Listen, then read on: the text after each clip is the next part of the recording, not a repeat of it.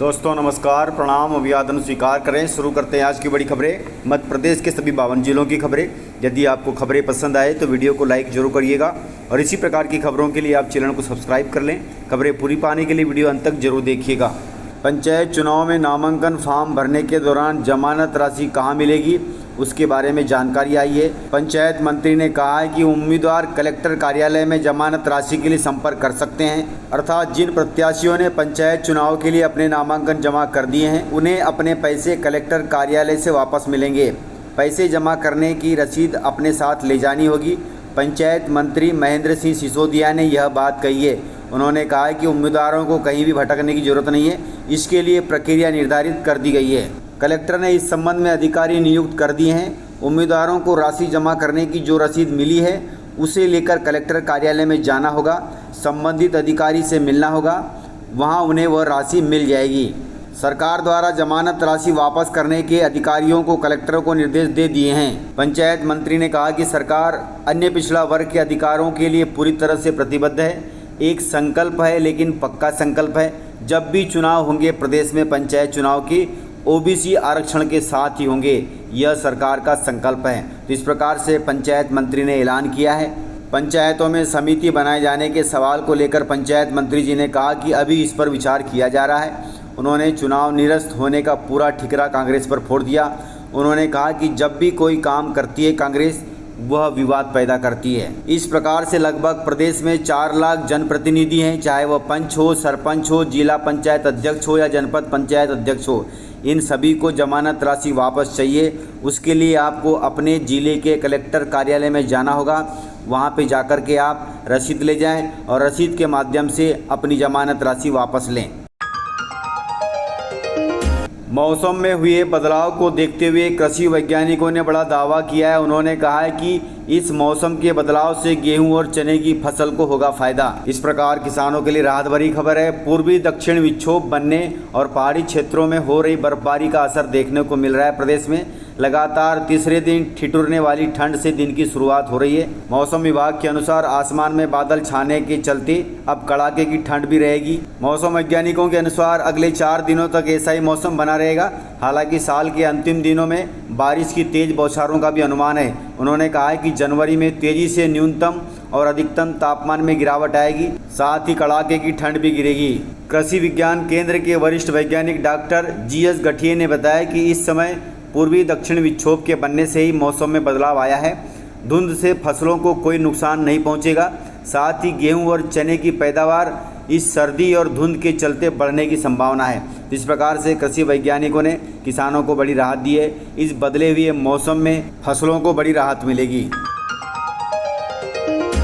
मध्य प्रदेश में महिलाओं के लिए सरकार बड़े काम कर रही है। सशक्तिकरण की कोशिश रंग लाई है प्रदेश सरकार की।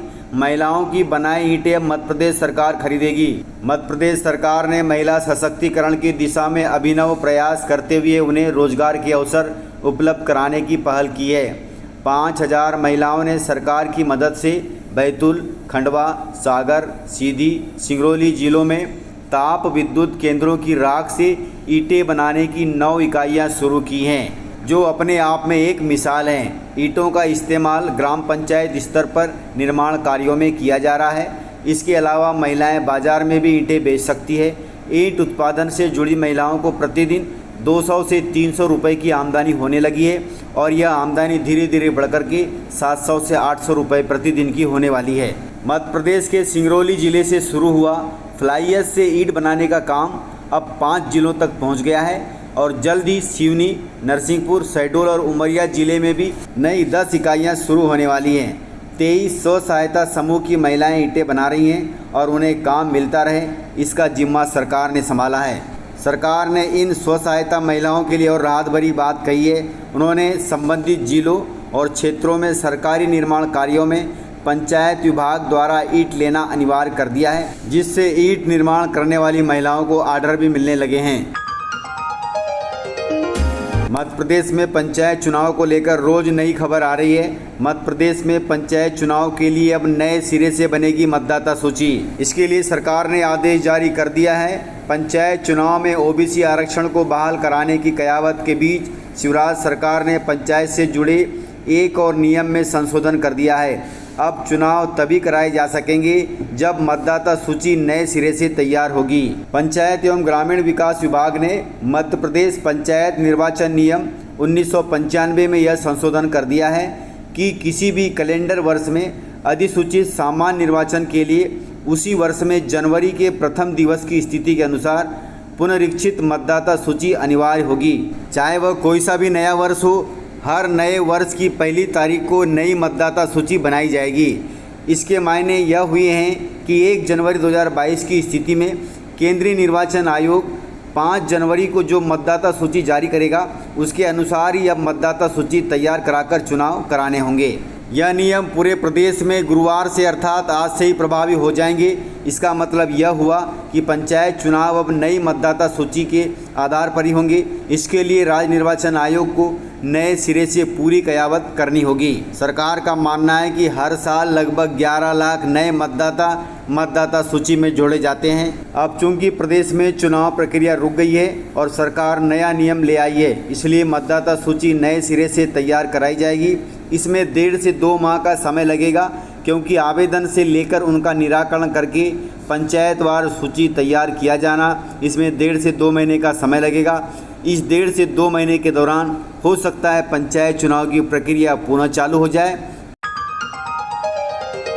मध्य प्रदेश में किसानों के लिए बड़ी खबर है। मध्य प्रदेश के किसानों को सोयाबीन की फसल से अब मोहभंग हो गया है। अब किसान बासमती चावल की ओर बढ़ रहे हैं, अर्थात बासमती चावल की खेती करना पसंद कर रहे हैं। सोयाबीन की खेती अब छोड़ रहे हैं। उसका कारण है कि किसानों को सोयाबीन ने रुला दिया है, चाहे वह बीज को लेकर हो या फिर दामों को लेकर हो। सोयाबीन उत्पादक राज्यों में नंबर 1 रहने वाले मध्य प्रदेश के किसानों का अब इससे मोहभंग होता जा रहा है। कीट प्रकोप, अफलन और घटते उत्पादन से निराश किसानों को बासमती चावल की महक ने मुक्त कर दिया है। अब किसान बासमती चावल पैदा करना चाह रहे हैं। मध्य प्रदेश के किसान सोयाबीन का साथ छोड़कर बासमती धान की राह पर बढ़ रहे हैं। बीते खरीफ सीजन में ही सोयाबीन का रकबा मध्य प्रदेश में जहां करीब 10 लाख हेक्टेयर घटा है, वहीं बासमती का करीब इतना ही बढ़ गया है। मध्य प्रदेश के मुरैना, भिंड, ग्वालियर, श्योपुर, दतिया, शिवपुरी, गुना, विदिशा, रायसेन, सीहोर, होशंगाबाद, नर्मदापुरम, जबलपुर और नरसिंहपुर जिले के करीब 40 लाख हेक्टेयर से ज़्यादा रकबे में बीते खरीफ सीजन में बासमती की फसल ली गई है। ये जिले कभी सोयाबीन उत्पादक माने जाते थे, अर्थात इन जिलों में किसान बहुत ज़्यादा मात्रा में सोयाबीन पैदा करते थे, लेकिन अब यहाँ बासमती की फसल पैदा हो रही है। बिजली उपभोक्ताओं के लिए बड़ी खबर है। उपभोक्ताओं की जेब पर नए साल से बढ़ेगा अब खर्च, फिर बढ़ सकते हैं बिजली के दाम। मध्य प्रदेश के बिजली उपभोक्ताओं को एक बार फिर से बड़ा झटका लगने वाला है। दरअसल बिजली के दामों में इजाफा करने अब बिजली कंपनी फ्यूल कास्ट एडजस्टमेंट के जरिए दाम बढ़ाने की तैयारी में है। कहा जा रहा है कि नए साल में लोगों की जेब पर एक और बोझ बढ़ जाएगा। संभव है कि जनवरी में प्रति यूनिट पर करीब 6 पैसे एक्स्ट्रा देना होगा उपभोक्ताओं को। Madhya Pradesh power management company ने इसकी तैयारी कर दी है। इस प्रकार से उपभोक्ताओं पर प्रति यूनिट 13 पैसे ज़्यादा लगेंगे। तो इस प्रकार से जानकारियाँ थी। यदि आपको जानकारियाँ पसंद आई हो तो वीडियो को लाइक ज़रूर करिएगा, और यदि आपने वीडियो पूरा देखा है तो उसके लिए बहुत बहुत धन्यवाद। वीडियो को ज़्यादा से ज़्यादा अपने दोस्तों में शेयर करें ताकि वे भी जानकारियों से अपडेट रहें और जानकारियों का लाभ ले सकें। तो आज के वीडियो में इतना ही। मिलते हैं सर अगले वीडियो के साथ, तब तक के लिए जय हिंद, जय भारत।